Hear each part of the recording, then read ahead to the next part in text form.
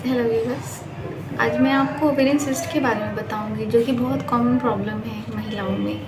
जब ये किसी को सिस्ट पता चलता है अल्ट्रासाउंड में कि मुझे सिस्ट है मुझे और अब इसका तो ऑपरेशन नहीं कराना पड़ेगा, महिलाएं घबरा जाती हैं, परेशान हो जाती हैं। लेकिन इसमें सभी सिस्ट ऑपरेशन से नहीं ठीक होते हैं। कुछ सिस्ट जो ऐसे होते हैं जो बहुत कॉमनली होते हैं और इनमें ऑपरेशन की भी ज़रूरत नहीं होती है और इनके इलाज जो है दवाइयों द्वारा संभव होता है। सबसे पहले मैं जो बताना चाहूँगी वो ऐसे सिस्ट जो कि बिना ऑपरेशन के दवाइयों द्वारा ठीक किया जा सकता है। कभी कभी तो इनमें कुछ भी दवा की भी ज़रूरत नहीं है, ये अपने आप ही सही हो जाते हैं। तो उनमें से दो प्रकार के ऐसे सिस्ट हैं, जिनको पहला तो फॉलिकुलर सिस्ट जिसको फंक्शनल सिस्ट भी कहते हैं, दूसरा कार्पस ल्यूटियम सिस्ट। ये दोनों सिस्ट जो हैं इनमें किसी भी तरह के इलाज की ज़रूरत नहीं पड़ती।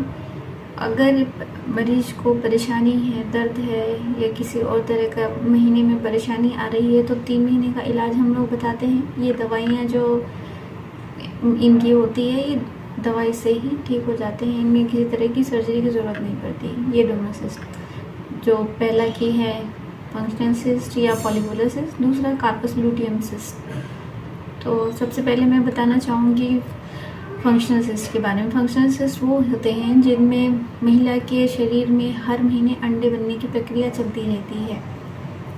किसी महीने में ऐसा होता है जिसमें अंडे बनने की प्रक्रिया में गड़बड़ी आ जाती है। अंडे बनते तो हैं लेकिन फूट नहीं पाते। वो जो नहीं फूटे हुए अंडाशय में फॉलिकल होते हैं तो वो बचा हुआ जो रहता है वो ही आगे चल के वो सिस्ट का रूप ले लेता है। तो ये होता है फंक्शनल सिस्ट या फिर फॉलिकुलर सिस्ट। ये इनको पानी की गांठें भी कहते हैं। तो इनमें कोई ऑपरेशन की ज़रूरत नहीं है, दवाइयों द्वारा ही ये ठीक हो जाता है। और कभी कभी हम दवा नहीं भी करते हैं तब भी ये अपने आप ही सबसाइड हो जाता है। दूसरा corpus luteum cyst. Corpus luteum भी वो दशा होती है जहाँ पर महिला के शरीर में अंडे बनते हैं लेकिन अंडे फूट जाते हैं। फूटने के बाद वो बचा हुआ जो खोल होता है अंडे का उसमें पानी अब भर जाता है। उस गांठ को भी पानी की गांठ ही कहते हैं।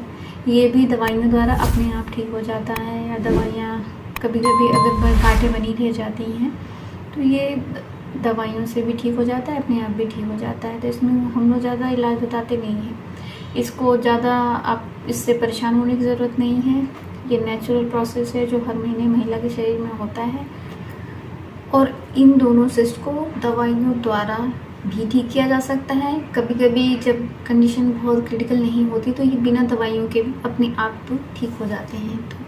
तो ये दोनों सिस्ट ऐसे हैं जो जिसमें ज़्यादा कुछ खास परेशान होने की ज़रूरत नहीं है, अपने आप ये सबसाइड हो जाते हैं।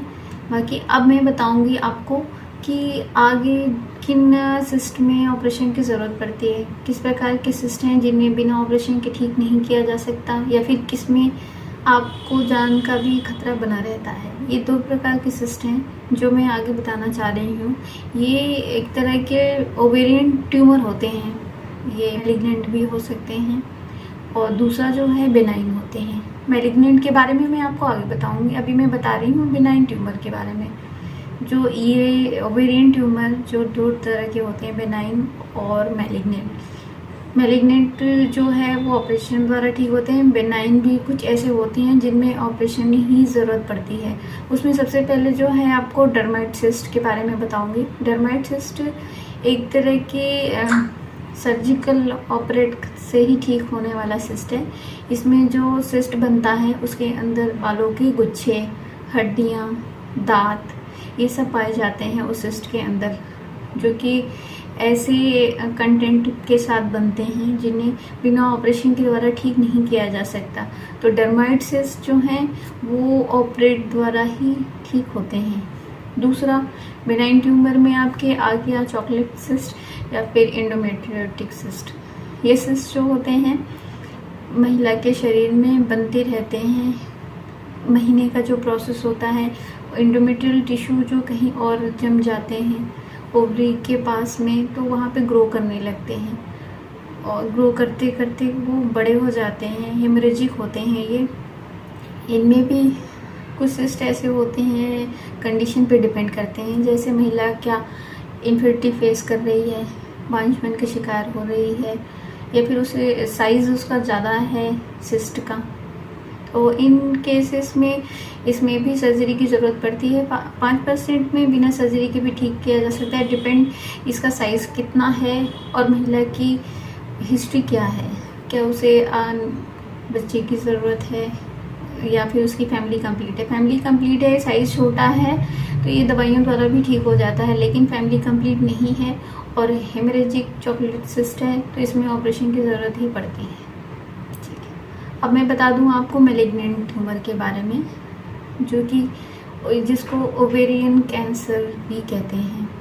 ये ठीक नहीं होते हैं, इनका ऑपरेशन ही करना पड़ता है। इसमें आपको सबसे पहले तो इसका अल्ट्रासाउंड से ही डायग्नोसिस हो जाता है, पता चल जाता है कि ये कैंसरस हैं, और प्रॉपरली इसका कंफर्मेशन जानने के लिए ब्लड द्वारा एक जांच होती है जिसे CA-125 कहते हैं।